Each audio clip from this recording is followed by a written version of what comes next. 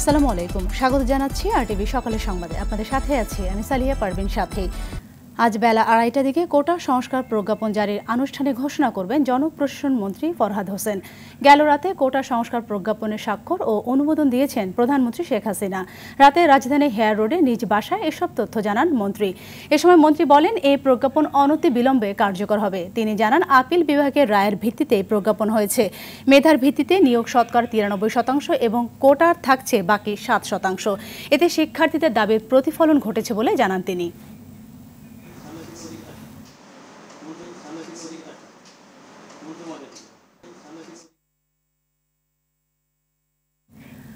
সারা দেশে চতুর্থ দিনের মতো চলছে অনির্দিষ্টকালের কারফিউ, আর তৃতীয় দিনের মতো চলছে সাধারণ ছুটি। স্বরাষ্ট্রমন্ত্রী আসাদুজ্জামান খান কামাল জানিয়েছেন, রাজধানী ঢাকা ও এর আশেপাশে জেলায় দুপুর 1টা থেকে বিকেল 5টা পর্যন্ত 4 ঘন্টা কারফিউ শিথিল থাকবে। রাজধানীর বিভিন্ন স্থানে সিভিল প্রশাসনের অধীনে দায়িত্ব পালন করছেন সেনাবাহিনীর সদস্যরা। গুরুত্বপূর্ণ স্থানে বিশেষ নজরদারির পাশাপাশি রাস্তায় তল্লাশি চলছে। বিজিবি, পুলিশ ও আনসার ও সদস্যরা মাঠে রয়েছেন। কারফিউ আওতামুক্ত রয়েছে জরুরি সেবা, জ্বালানি পরিবহন, ফায়ার সার্ভিস ও গণমাধ্যম। সকাল থেকে জরুরি প্রয়োজনে ঘর থেকে বের হয়েছেন অনেকেই। তবে রাজধানীতে শান্ত ও নীরব পরিবেশ বিরাজ করছে।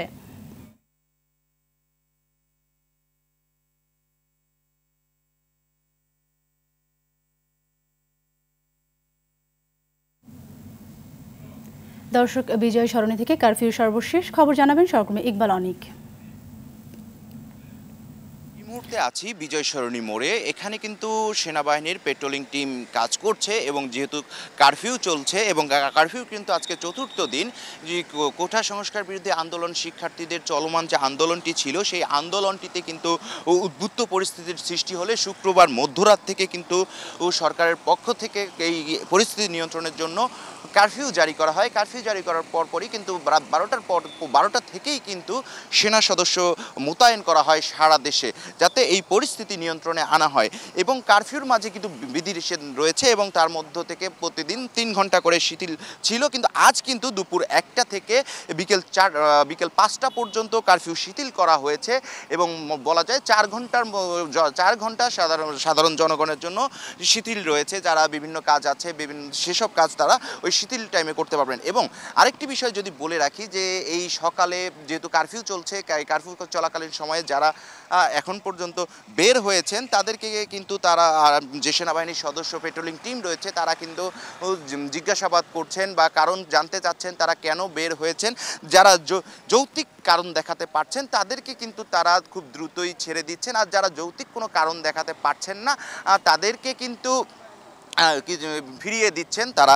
আরেকটি বিষয় যদি বলে রাখি, যে এই যে শিক্ষার্থীদের যে চলমান আন্দোলনে সারা দেশব্যাপী কিন্তু সংঘর্ষের সৃষ্টি হয়েছিল, এই সংঘাতের কারণে কিন্তু এই কারফিউ জারি করা হয়েছে। এখন কিন্তু সারা দেশের অবস্থা কিন্তু বলা চলে সার্বিকভাবে নিয়ন্ত্রণে রয়েছে এবং সরকারের পক্ষ থেকে বলা হচ্ছে যে যারা এই কারফিউ সংঘাত সৃষ্টি করবে বা নৈরাজ্য চালাবে দেশব্যাপী, তাদেরকে কিন্তু আইনের আওতায় নিয়ে আসা হবে। এবং এই যে সার্বিক পরিস্থিতি যদি এখন বলা যায়, সার্বিক পরিস্থিতি হচ্ছে সরকারের পক্ষ থেকে আমরা যতটুকু জানতে পেরেছি এখন পর্যন্ত আর কোনো বড় ধরনের কোনো দুর্ঘটনা এখন পর্যন্ত ঘটেনি। এবং এই ছিল আমার কাছে বিজয় সরণি এলাকা থেকে সবশেষ অবস্থা। বিজয় সরণি থেকে জানাচ্ছেন ইকবাল অনিক। দর্শক, এবার পল্টন থেকে কারফিউ নিয়ে বিস্তারিত জানাবেন সহকর্মী বিল্লাল হোসেন। হ্যাঁ, আপনার মাধ্যমে আমি আসলে দর্শকদেরকে জানিয়ে দিতে চাই যে চলমান কারফিউর কিন্তু আজকে চতুর্থ দিনে কিন্তু আমি এই মুহূর্তে আছি রাজধানী যে পল্টন এলাকার চিত্র যদি আপনাদেরকে বলে রাখি, যে এখানে কিন্তু যেহেতু কারফিউ চলছে, সেখানে বলা যায় যে সাধারণ মানুষ একান্ত প্রয়োজন ছাড়া কিন্তু কেউ কিন্তু বের হচ্ছে না। আমি পল্টন মোড়ের যে চিত্রটি যদি আপনাকে দেখাই, এখানে কিন্তু যেই সেনাবাহিনী যে টহলের যে টিম, তারা কিন্তু কিন্তু যেদিকেই যারা মুভমেন্ট করছে সাধারণত তাদের কিন্তু তারা জিজ্ঞাসাবাদ করে কিন্তু তাদেরকে যেতে দিচ্ছেন। কারণ অনেকে কিন্তু তাদের নিত্য প্রয়োজনীয় যে কাজে যে বের হয়েছেন, বিশেষ করে হাসপাতালমুখী অনেকে আছে, আবার কিছু আছে যে জরুরি প্রয়োজনে বের হয়েছেন, তারা কিন্তু সেনাবাহিনী তাদেরকে জিজ্ঞাসাবাদ করার পরে কিন্তু তাদেরকে চলে যাচ্ছেন। এছাড়া আমরা দেখেছি যে গণপরিবহন না থাকলেও কিন্তু রিক্সা, সিএনজি কিন্তু আমরা চলাচল করতে দেখেছি। আর যদি বলে রাখি যে চলমান সহিংসতা আসলে রাজধানীতে আমরা সকাল থেকে কোথাও কোনো প্রকার সহিংসতা কিন্তু আমরা দেখিনি। পুরো পরিস্থিতিটাই কিন্তু আসলে আইন শৃঙ্খলা রক্ষাকারী বাহিনীর নিয়ন্ত্রণেই কিন্তু রয়েছে। আর যেহেতু সাধারণ মানুষ যখন কারফিউ চলাকালীন সময়ে যে একটি সময় নির্ধারণ করে দিয়েছে যে শীতের যে সময়টি, শীতের সময় কিন্তু সাধারণ মানুষ আমরা দেখি যে তাদের নিত্য প্রয়োজনীয় যে কেনাকাটা করার জন্য কিন্তু বের হয়। এছাড়া এই অন্য সময় কিন্তু যারা বের হয় তারা কিন্তু তাদের বিভিন্ন কাজে বের হয়। বিশেষ করে পরিবহনের ক্ষেত্রে আমরা দেখেছি অনেক ট্রাক এবং পিকআপও দেখছি তাদের যেই পণ্য পরিবহন নিয়ে চলাচল করতে কোনো প্রকার নির্বিঘ্নে কিন্তু সেই চলাচল করছেন। আর পুরো পরিস্থিতিতে কিন্তু এখানে সেনাবাহিনীর পাশাপাশি যে আইন শৃঙ্খলা রক্ষাকারী বাহিনী রয়েছে, প্রত্যেকটি বাহিনী কিন্তু যখনই যেদিকে আসলে যাতায়াত করতে চাচ্ছে তাদের কিন্তু জিজ্ঞাসাবাদ করে কিন্তু তাদেরকে কিন্তু ছেড়ে দিচ্ছে। তো এখন পর্যন্ত আসলে রাজধানীর যেই সকল পয়েন্টে আসলে আইন শৃঙ্খলা বাহিনী মোতায়েন করা হয়েছে, আমরা সকাল থেকে কোথাও কোনো প্রকার সহিংসতার ঘটনা কিন্তু আমরা খবর পাইনি। বলা যায় যে পুরো রাজধানীর চিত্রটাই কিন্তু আইন শৃঙ্খলা রক্ষাকারী বাহিনীর নিয়ন্ত্রণ রয়েছে এবং মানুষের যেই চলাচলের যে নির্বিঘ্নে কিন্তু মানুষ চলাচল করতে পারছে, কোথাও কোনো প্রকার সহিংসতার খবর কিন্তু আমরা এখন পর্যন্ত পাইনি। তো এই ছিল রাজধানীর পল্টন এলাকা থেকে আমার কাছে সর্বশেষ। পল্টন থেকে জানাচ্ছেন বিল্লাল হোসেন। চট্টগ্রামে কারফিউ চললেও আগের চেয়ে বেড়েছে যানবাহন চলাচল। গণপরিবহন বন্ধ থাকলেও চলছে পণ্যবাহী ট্রাক। বরিশাল শহরে সেনাবাহিনী, বিজিবি, র্যাব ও পুলিশ টহল দিলেও বেড়েছে মানুষের চলাচল। পরিস্থিতি স্বাভাবিক রয়েছে খুলনায়। কারফিউর মধ্যেও মানুষের চলাচল ও যানবাহন চলাচল বেড়েছে মেহেরপুরে। এদিকে নির্বাহী আদেশে ঝালকাঠিতে সকাল 8টা থেকে বিকেল 5টা পর্যন্ত কারফিউ শিথিল করা হয়েছে। দেশের বিভিন্ন জেলায় কারফিউ চললেও আগের চেয়ে যানবাহন ও মানুষের চলাচল বেড়েছে।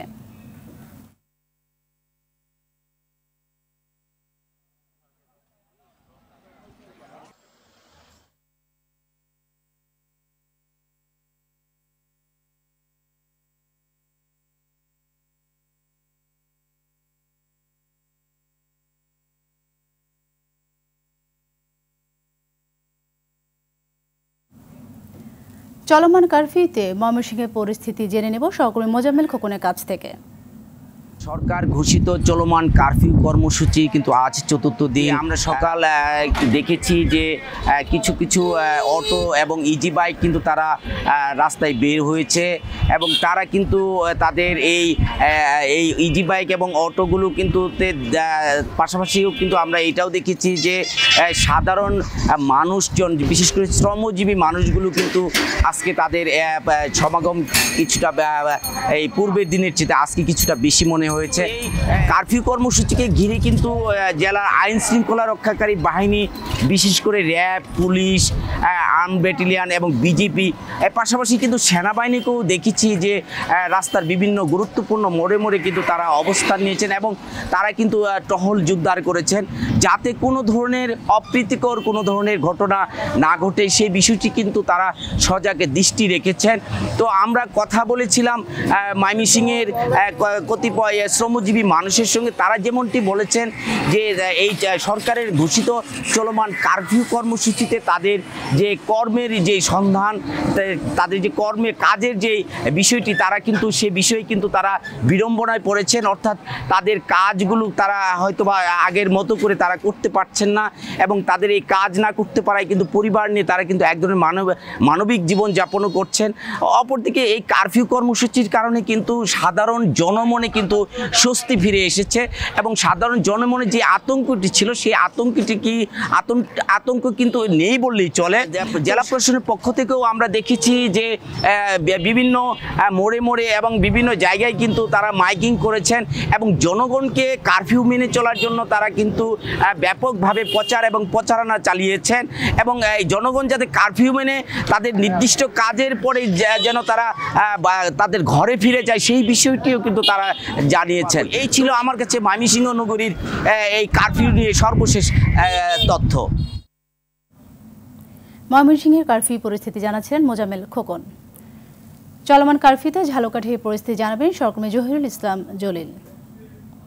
শহরের একটি ব্যস্ত সড়ক, এই সড়ক থেকে কিন্তু প্রচুর পরিমাণে যান চলাচল করেন এবং সরকারি কর্মকর্তাদের অফিস করা থাকায় এখানে প্রচুর পরিমাণ জ্যাম লেগে থাকে সচরাচর সবসময় আমরা যেটি দেখছি।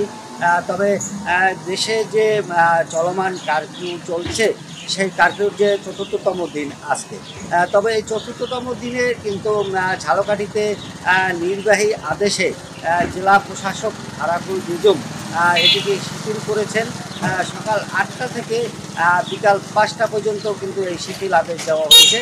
এর প্রেক্ষিতে কিন্তু আমরা দেখতে পাচ্ছি যে ঝালকাঠির যে শহরগুলোতে কিন্তু ইতিমধ্যে গাড়ি এগুলো চলাচল করছেন, যে রিক্সা, অটো রিক্সা এগুলো বের হয়েছেন। যে সাধারণ মানুষ, খেটে খাওয়া যে সাধারণ মানুষ, সেই মানুষগুলো কিন্তু ইতিমধ্যে এই রাস্তায় বের হয়েছেন।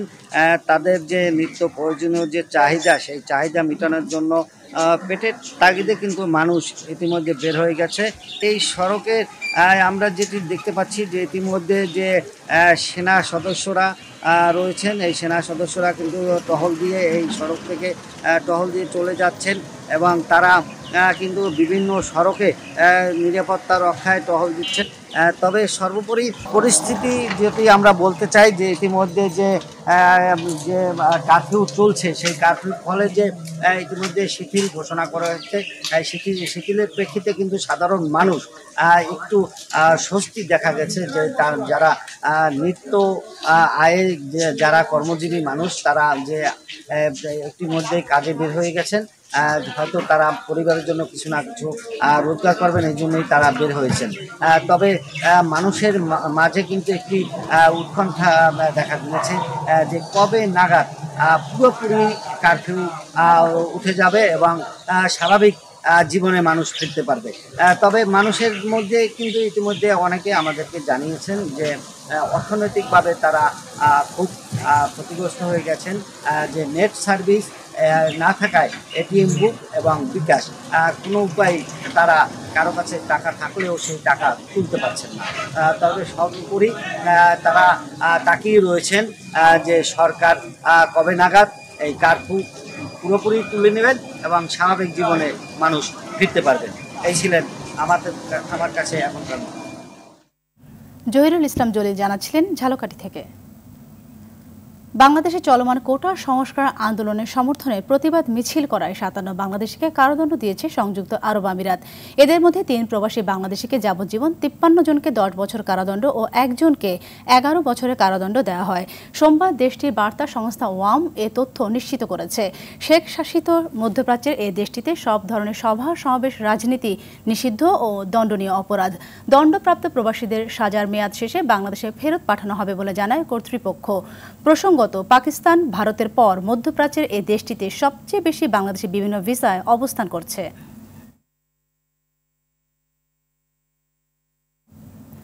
শিক্ষার্থীরা নয়, জঙ্গি কায়দায় গেল কয়েকদিনে সারা দেশে সহিংসতা করেছে বিএনপি জামায়াত। এমনটি জানিয়ে প্রধানমন্ত্রী শেখ হাসিনা বললেন, দোষীদের কোনোভাবেই ছাড় দেওয়া হবে না। সোমবার প্রধানমন্ত্রী কার্যালয়ে ব্যবসায়ীদের সঙ্গে মতবিনিময় সভায় একথা বলেন প্রধানমন্ত্রী। দেশের সংকটে শেখ হাসিনা পালিয়ে যায় না, এমন মন্তব্য করে প্রধানমন্ত্রী বলেন, মানুষের নিরাপত্তার কারণে বাধ্য হয়ে কারফিউ ও সেনা মোতায়েন করা হয়েছে। পরিস্থিতি দ্রুত স্বাভাবিক হওয়ার আশ্বাস দেন সরকার প্রধান। আতিকা রহমানের রিপোর্ট। তাই বাংলাদেশ আজকে উন্নয়ন চলমান পরিস্থিতিতে অর্থনৈতিক সংকট মোকাবেলায় ব্যবসায়ী সংগঠন ও দেশের শীর্ষস্থানীয় ব্যবসায়ীদের সঙ্গে মতবিনিময় করলেন প্রধানমন্ত্রী শেখ হাসিনা। এ সময় তিনি বলেন, যেসব প্রতিষ্ঠানের উপর নির্ভর করে দেশের উন্নয়নের চালিকা শক্তি, সেসব গুরুত্বপূর্ণ স্থাপনায় পরিকল্পিতভাবে শিবিরের জঙ্গিরা হামলা করেছে, আর তাদের সঙ্গী হয়েছে বিএনপি। পুলিশ হত্যা করে ঝুলিয়ে রাখা আওয়ামী লীগের আমাদের গাজীপুরের, তাকে হাসপাতাল থেকে ট্রেনে বের করে মেরে গাছের সাথে ঝুলিয়েছে। যে কটা ভবন আমরা তৈরি করছি, একটা বেজা অফিস থেকে শুরু কোনোটাই বাদ যায়নি, হামলা করেনি, আগুন দেয়নি। উদ্দেশ্যটা কি? এখানে শিবির পরিকল্পিতভাবে প্ল্যান করে, দীর্ঘদিন থেকে প্ল্যান করেই তারা এসেছে। বিএনপি সম্পূর্ণ মদত দিচ্ছে। আমার প্রশ্ন, এরাই যে এত কিছু করছে, অর্থ সরবরাহ কারা করছে? এই দুর্বৃত্ত শিবির, জামাত এবং বিএনপির যারা সন্ত্রাসী, এদের বিরুদ্ধে যথাযথ ব্যবস্থা নিতে পারবো। এবার অত সহজে ছাড়া হবে না। প্রধানমন্ত্রী বলেন, নাশকতা ঠেকাতে জানমালের নিরাপত্তায় সেনা মোতায়েন করা হয়েছে। পরিস্থিতি বুঝে পরবর্তীতে জেলাভিত্তিক কারফিউ শিথিল করা হবে। আমাদের অনেকে বলতে চেষ্টা করে ছাত্রদের বিরুদ্ধে আর্মি নামানো। আমি রাজনীতি করে, ছাত্র রাজনীতি করে এসেছি। আমাদের শেষ চেষ্টা করি রাজনৈতিকভাবে সমাধান করতে, তারপর আর্মি নামাতে আমরা বাধ্য হয়েছি। কারফিউ দিতে আমরা বাধ্য হয়েছি মানুষের জানমাল রক্ষা করার জন্য। কারণ আমি তো কখনো এটা চাইনি। কারণ আমি যখন 81 সালে দেশে ফিরে আসি, প্রতি রাতে কারফিউ ছিল। জিয়াউর রহমান যতদিন দেশ চালিয়েছে রোজই কারফিউ। দেশের সংকটময় পরিস্থিতিতে ব্যবসায়ীদের ঐক্যবদ্ধ থাকার আহ্বান জানিয়ে প্রধানমন্ত্রী বলেন, দেশের ভাবমূর্তি যাতে নষ্ট না হয় সেদিকে নজর দিতে হবে। 2009 থেকে এই পর্যন্ত দেশটাকে ওটুকু তুলতে পেরেছে বলে আজকে সেইটাকেই ধ্বংস করা হচ্ছে। শেখ হাসিনা পালিয়ে গেছে, শেখ হাসিনা নাই, শেখ হাসিনা চলে গেছে, শেখ হাসিনা পালায় না। ফ্রান্সে যাওয়ার কথা, ব্রাজিলে যাওয়ার কথা আমি ক্যান্সেল করে দিয়েছি যে আমার দেশের এই ক্রাইসিসে আমি যেতে পারবো না। তা আপনাদেরকে এই জন্যই আমি ডাকছি যে আপনাদের ভিতরে যেন কোনো হতাশা না আসে, আমার দিক থেকে সব রকম সহযোগিতা আপনারা পাবেন। ব্যবসায়ীদের দাবির প্রেক্ষিতে ডেটা সেন্টার পুনরুদ্ধার হলে এবং পরিস্থিতি নিয়ন্ত্রণে এলে ইন্টারনেট সংযোগ চালু, যোগাযোগ ব্যবস্থা ও বিভিন্ন প্রতিষ্ঠান চালু করা হবে বলে জানান প্রধানমন্ত্রী। আমি ক্ষমতা এসেছিলাম দেশটাকে উন্নত করতে। আতিকা রহমান, RTV, ঢাকা। প্রতি বছর জুন জুলাইয়ে ভয়াবহ বন্যা দেখা দেয় সিলেট, সুনামগঞ্জ ও নেত্রকোনা সহ আশেপাশের বিভিন্ন জেলায়। এমন পরিস্থিতিতে নানা মহল থেকে বলা হয়, কিশোরগঞ্জের ইটনা মিঠামইন অষ্টগ্রাম সড়কে পানি প্রবাহ বাধাগ্রস্ত হওয়ায় বন্যার ভয়াবহতা বাড়ে। এই মন্তব্য কতটুকু যৌক্তিক, সে প্রশ্নের উত্তর খুঁজেছেন কিশোরগঞ্জ সংবাদদাতা মোহাম্মদ ফরিদ রায়হান, জানাচ্ছেন সৈয়দ মাহমুদ। ভারী বৃষ্টি আর উজানের ঢলে সুরমা, কুশিয়ারা সহ ছোট বড় নদ নদীর পানি বাড়ে। এতে ভয়াবহ বন্যা দেখা দেয় সিলেট সহ আশপাশের জেলায়। অথচ ভৌগোলিকভাবে নিম্নাঞ্চলের হাওর এলাকায় বন্যা নেই।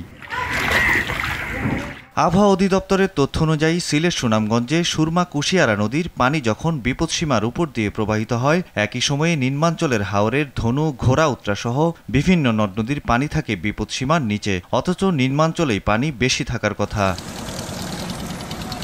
ফেসবুক সহ বিভিন্ন সামাজিক যোগাযোগ মাধ্যমে অনেকেই বলে থাকেন, কিশোরগঞ্জের ইটনা মিঠামাইন অষ্টগ্রাম সড়কের কারণে সিলেট ও সুনামগঞ্জের পানি সরতে পারে না, যে কারণে উত্তর পূর্বাঞ্চলে বন্যা তীব্র হয়। কিন্তু সংশ্লিষ্টরা বলছেন, নিম্নাঞ্চলের হাওরে স্বাভাবিকভাবেই সিলেট অঞ্চলের পানি প্রবাহিত হবার কথা, কিন্তু তা হচ্ছে না। এর জন্য সড়ক দায়ী নয়, বরং সিলেট অঞ্চলের অপরিকল্পিত উন্নয়ন ও ফসল রক্ষা বাঁধের কারণেই উজানের পানি আটকে থাকে। হাওরের রাস্তার কারণে সিলেটে বন্যা হয়, সেই কথার কোনো ভিত্তি আছে কিনা আমার জানা নাই। ছিল সুনামগঞ্জ, সিলেট, তখন আমাদের হাওরে কোনো পানি ছিল না। সিলেট থেকে নদীপথের পানি প্রবাহ এবং রাস্তার ভৌগোলিক অবস্থান যদি বিশ্লেষণ করা যায়, তাহলেও এটা স্পষ্টভাবে দাবি করা যায় যে অন্তত এই রাস্তাটি সিলেটের বন্যার জন্য কোনোভাবেই আসলে দায়ী নয়। উজানে অপরিকল্পিত নগরায়ন হয়েছে, সড়কের নামে উঁচু বাঁধ হয়েছে, ফলে পানির স্বাভাবিক যে প্রবাহ সেটি বাধাগ্রস্ত হচ্ছে। নদী খনন ও পরিকল্পিত বাঁধ দিয়ে পানি প্রবাহ ঠিক রাখা হলে বানের পানি দ্রুত সরে যায়, কমে আসে বন্যার ভয়াবহতা, এমনটাই বলছেন বিশেষজ্ঞরা।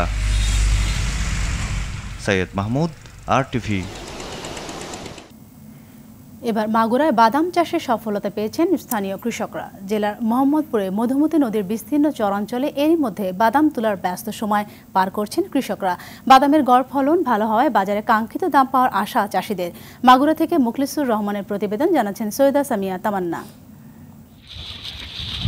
মাগুরার মোহাম্মদপুর উপজেলার মাধবপুর, চর মাধবপুর, গয়েশপুর, বাহিরচর এলাকায় ক্ষেত থেকে বাদাম তোলায় ব্যস্ত কৃষকরা। চলতি বছর জেলায় বাদামের ভালো ফলন হওয়ায় হাসি ফুটেছে কৃষকের মুখে। কৃষকরা জানায়, প্রতি মৌসুমেই বিঘা প্রতি 40 থেকে 50 হাজার টাকার বাদাম পায় তারা। ভালো ফলন আর লাভজনক হয়ে বেড়েছে বাদামের চাষ। মানভেদে উৎপাদিত প্রতিমন বাদাম বাজারে বিক্রি হয় 5 থেকে 6 হাজার টাকায়। আমরা এই বাদাম লাগাইয়ে চাষবাস করে খাই, আমরা কৃষক, তা আমরা এর দিয়ে চাষবাস করে আমরা অনেক লাভবান। এইবার যে খরার অবস্থা, তাতে ফসল তো মূলত হয়ই নাই, অনেক টাকা খরচ হয়েছে, প্রচুর টাকা খরচ হয়েছে। বৃষ্টি না হওয়ার কারণে গাছগুলো পুড়ে অর্ধেকই মারা গেছে। এই মতো অবস্থায় আমরা বাদামের চাষে আমাদের প্রফিট খুব কম। আর কৃষি কর্মকর্তারা জানান, চরাঞ্চলে উচ্চ ফলনশীল বাড়ি 5, 8, 9 ও বিনা 4 জাতের বাদামের চাষ হয়েছে। কাঙ্ক্ষিত ফলনে বাজারেও পুষ্টিগুণ সমৃদ্ধ বাদাম আগের চেয়ে বেশি দামে পাওয়া যাচ্ছে। মূলত এখানে মানুষের আগে ঘরবাড়ি ছিল, একসময় ভেঙে গেছে, তো এখন চর উঠছে, চরে বাদাম সহ অন্যান্য ফসলে তো বাদামটাই ব্যাপক পরিমাণে হয়। একটু কম হয়েছে, কারণ অন্য আবশ্যই আমরা উৎপাদনের বৃদ্ধির লক্ষ্যমাত্রা নিয়েছি, আবশ্যই আবাদ বাড়ানোর চেষ্টা করছি। তবে যতটুকু আবাদ হয়েছে, যদি আবহাওয়া অনুকূলে থাকে, ভালো থাকে, তাহলে এখান থেকে আমরা যে উৎপাদনের লক্ষ্যমাত্রা সেটা অর্জন হবে বলে আমরা মনে করি। চলতি বছর জেলার মোহাম্মদপুর চরাঞ্চল সহ বিভিন্ন এলাকায় 60 হেক্টর জমিতে ও শ্রীপুর উপজেলায় 2 হেক্টর জমিতে বাদাম চাষ হয়েছে। সৈয়দা সামিয়া তামান্না, RTV। আর মাত্র 2 দিন পর পর্দা উঠছে বিশ্বের জনপ্রিয় ক্রীড়া আসর অলিম্পিক গেমসের। ফ্রান্সের প্যারিসে আয়োজিত এবার আসরে 32টি ডিসিপ্লিনে 329টি ইভেন্টে লড়বে প্রায় 10,000 অ্যাথলেট। আগামী শুক্রবার উদ্বোধন হবে এবারে প্যারিস অলিম্পিক আসর, যেখানে টোকিও অলিম্পিকের চেয়ে 6,650 কোটি টাকা বেড়ে এবারে অলিম্পিকের সার্বিক খরচ দাঁড়িয়েছে 60,000 কোটি টাকায়। প্যারিস অলিম্পিকের উদ্বোধনী অনুষ্ঠানে নিরাপত্তায় থাকবে 45,000 পুলিশ। তাই এবারে বাজেটে বড় একটা অঙ্ক খরচ হবে নিরাপত্তার জন্য।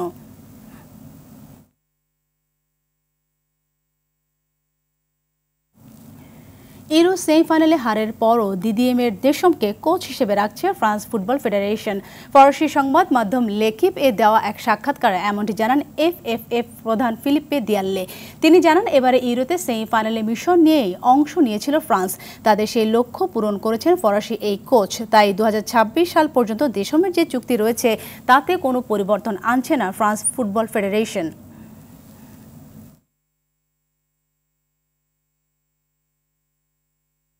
সকালের সংবাদে এই পর্যন্ত। সবশেষ সংবাদ জানতে যে কোনো মোবাইল ফোন থেকে 24141 নম্বরে ডায়াল করুন। মধ্যাহ্নের সংবাদ দুপুর 12টায় দেখার আমন্ত্রণ রইল। ধন্যবাদ সবাইকে।